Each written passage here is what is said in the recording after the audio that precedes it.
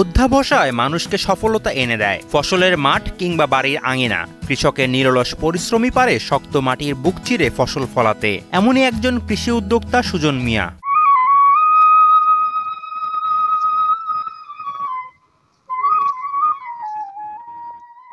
সিরাজগঞ্জের উল্লাপাড়া উপজেলার পেয়ারাপুর গ্রামের কৃষক সুজন মিয়া নিজের বাড়ির উঠোনের 18 শতক জায়গায় বেগুন চাষ করে ব্যাপক সাফল্য পেয়েছেন। সামান্য পরিসরে শুরু করেও তিনি বর্তমানে এই চাষ থেকে প্রতি সপ্তাহে ভালো অর্থ উপার্জন করছেন। 2012 সালে থেকে বেগুন চাষ করি অল্প অল্প করে, যেখান থেকে অনুদান ইনকাম বেশি হয়। তারপর এখানে মাটি ফলাইছি 18 শতক জমির পর ফালালায় বাইবুরি আমি বেগুন চাষ করতে 5 বছর ধরা।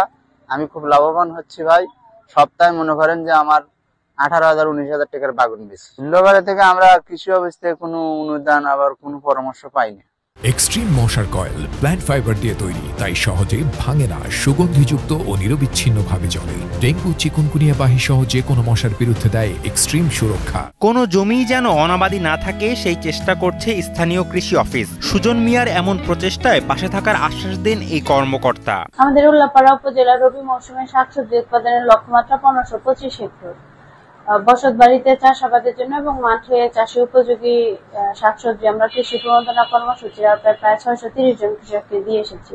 আপনি জেনে থাকবেন আমাদের যে ম্যান্ডেট হচ্ছে আমরা 1 ইঞ্চি জমি অনাবাদি রাখতে চাই না। তারই ফলস্বরূপ বাড়ির আঙিনায়, বাড়ির বসত বাড়ির আশেপাশে যে সকল পতিত জায়গা আছে সেই সকল পতিত জায়গায় মূলত চাষাবাদ করে কৃষক কিষানীরা তাদের পারিবারিক যে পুষ্টি নিশ্চয়তা সেটা নিশ্চিত করতে পারে। পাশাপাশি দেখা যায় সামাজিক বন্ধন তৈরি করতে পারে এবং বাজারে বিক্রি করে তাদের একটা আয়েরও ভালো উৎস হয়ে থাকে। কৃষক সুজন মিয়ার এই উদ্যোগ প্রমাণ করে ছোট পরিসরে বসতবাড়ির পতিত জমিতেও আধুনিক পদ্ধতিতে চাষাবাদ করে স্বাবলম্বী হওয়া সম্ভব।